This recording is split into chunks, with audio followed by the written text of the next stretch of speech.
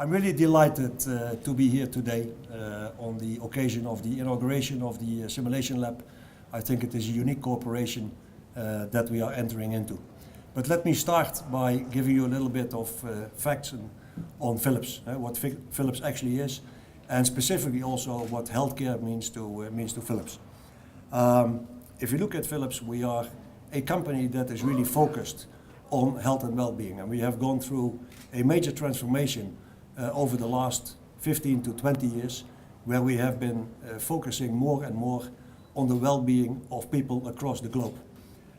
You see that also back in how the company is structured these days. We are structured along three sectors: lighting, consumer lifestyle and healthcare. And healthcare currently is within the Philips group of companies more than 40% of our total business. And in our healthcare environment, we are also doing approximately 37% of our business currently in the growth markets, of which Africa is one of them. Company is in the meantime over 120 years old. We started the company in 1891, and we have across the globe approximately 115,000 people working for us. Global turnover last year was just over 23 billion euros, and we reinvest quite a lot of that revenues into our R&D activity. So within Philips, we approximately reinvest 7% of all our revenues into R&D, enabling us to continue on our track of innovation and bring new products, market-relevant products, to the markets, specifically also for Africa.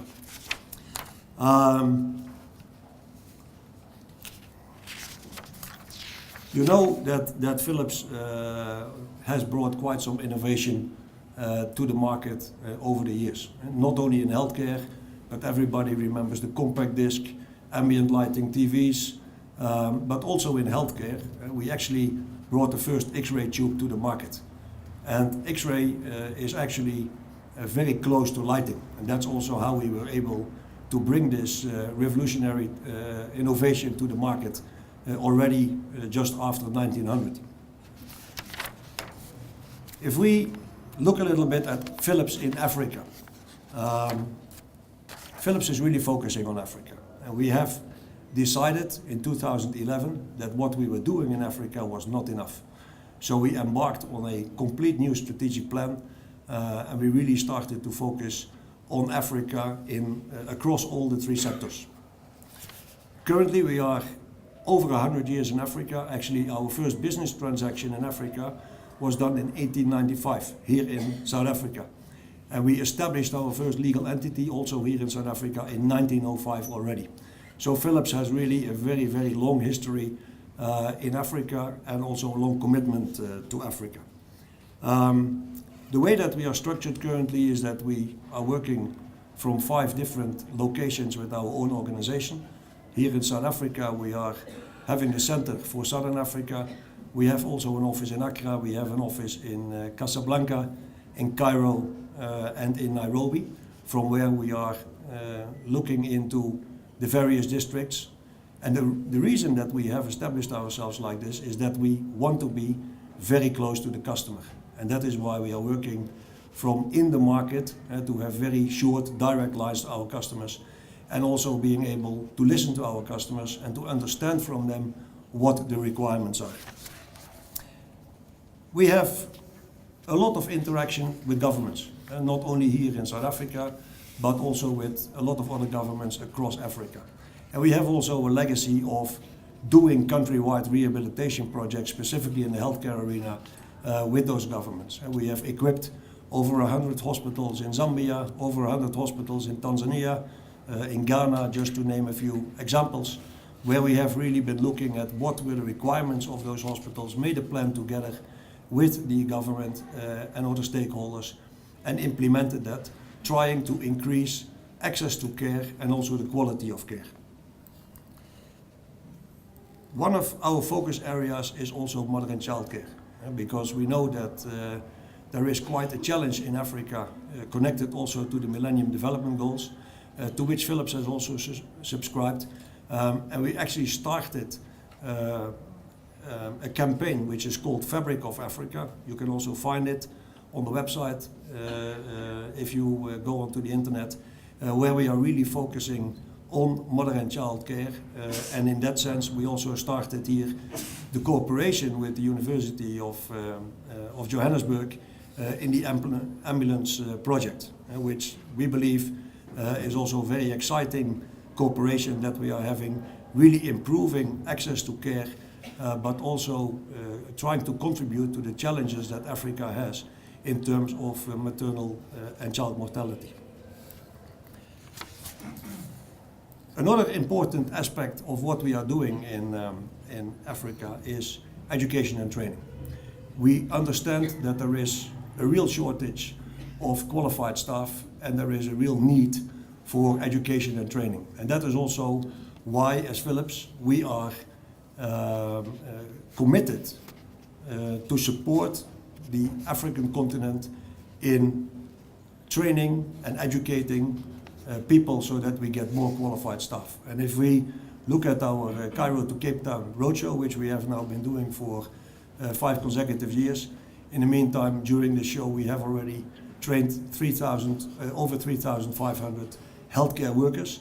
And alone this year, in our Cairo to Cape Town roadshow, 600 people have been trained by Philips on various modalities and aspects of providing healthcare.